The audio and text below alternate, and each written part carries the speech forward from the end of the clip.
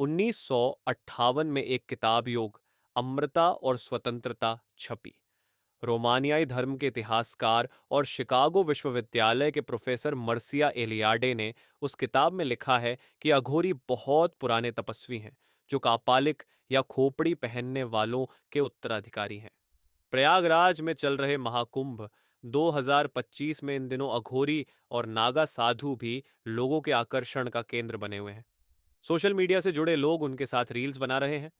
कहा जाता है कि बाबा कीनाराम यूपी के चंदौली में जन्मे एक अघोरी तपस्वी थे। कुछ स्रोतों के अनुसार उन्हें शैव धर्म के अघोरी संप्रदाय का प्रवर्तक माना जाता है।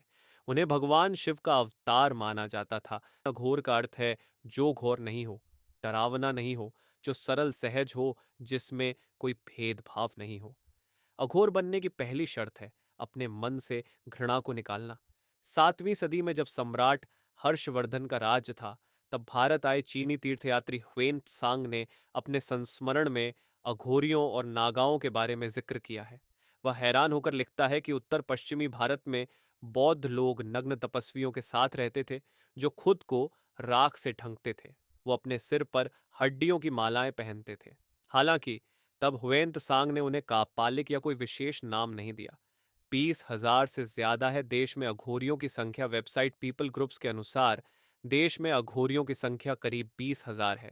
अघोरियों को शिव के एक रूप भगवान दत्तात्रेय के उपासकों के रूप में जाना जाता है।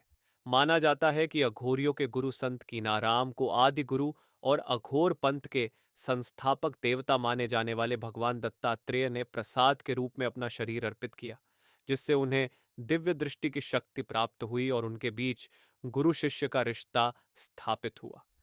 यह दर्शन गुजरात में गिरनार पर्वत के ऊपर बाबा कीनाराम को दिखाई दिया था। कौन है भगवान दत्तात्रेय? तंत्र मंत्र के देवता भगवान दत्तात्रेय अघोरी परंपरा की शुरुआत करने वाले माने जाते हैं।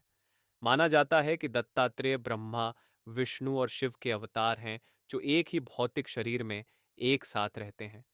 दत्तात्रेय को तंत्र के सभी स्कूलों में पूजा जाता है, जो अघोर परंपरा के पालन किया जाने वाला दर्शन है।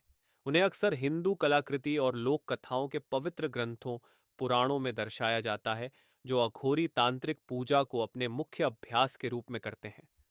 हिंगलाज माता अघोरियों की कुलदेवता है। हिंगलाज माता अघोरियों की कुलदेवता संरक्षक देवी है। मुख्य अघोरी तीर्थ स्थल वाराणसी के रविंद्रपुरी में कीनाराम का आश्रम है।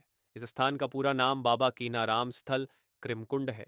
यहाँ बाबा कीनाराम की समाधि है, जो अघोरियों और अघोरी भक्तों के लिए तीर्थ स्थल है। बाबा कीनाराम स्थल के वर्तमान प्रमुख मठाधीश 1978 से बाबा सिद्धार्थ गौतम राम हैं। ऐसे होते हैं अघोरी परंपरा के बाबा। 51 केंद्र हैं भक्तों के अनुसार। बाबा सिद्धार्थ गौतम राम स्वयं बाबा कीनाराम के अवतार हैं। इसके अलावा कोई भी श्मशान भूमि अघोरी तपस्वी के लिए एक पवित्र स्थान होगी। दक्षिण एशिया और हिमालयी भूभाग में फैले हिंदू मातृ देवी की पूजा के लिए 51 पवित्र केंद्रों, शक्तिपीठों के पास के श्मशान घाट अघोरियों द्वारा साधना करने के लिए पसंदीदा स्थान हैं। वे प्रेतवादित घरों में ध्यान। अघोर परंपरा में ऐसी मान्यता है कि अघोरी साधु की मृत्यु होती है तो उसके शव को जलाया नहीं जाता है। अघोरी साधु की मौत होने पर चौकड़ी लगाकर शव को उलटा रखा जाता है, यानी सिर नीचे और पैर ऊपर। इसके बाद करीब सवा माह यानी 40 दिन तक शव में कीड़े पड़ने का इंतजार किया जाता है। इसके बाद मृत शरीर को निकालकर आधे शरीर को गंगा में बहा देते हैं, जबकि सिर को साधना के लिए इस्तेमाल करते हैं। माना जाता है कि अघोरी साधु इंसान के मांस को भी खाते हैं। मानव मल से लेकर मुर्दे का मांस तक खाते हैं और श्मशान में साधना करते हैं। वो मानते हैं कि इससे घृणा का भाव खत्म हो जाता है और सब कुछ को समान भाव से देखने की दृष्टि हासिल हो जाती है। अघोर क्रिया व्यक्ति को सहज बनाती है। अघोरी साधु माना जाता है कि जो असली अघोरी होगा वो आम दुनिया में सक्रिय भूमिका नहीं रखते। वे केवल अपनी साधना में ही व्यस्त रहते हैं। अघोरियों की पहचान ही यही है कि वे किसी से कुछ मांगते नहीं हैं। कुछ अघोरी नर मुंडों की माला पहनते हैं और नर मुंडों को पात्र के तौर पर प्रयोग भी करते हैं। अघोरी चिता की राख को शरीर पर लपेटते हैं और चिताग्नि पर ही खाना पकाते हैं। अघोर दृष्टि में स्थान भेद भी नहीं होता, यानी महल या श्मशान घाट उनके लिए एक समान होते हैं। अघोरी के लिए खान पान में कोई भेद नहीं होता है।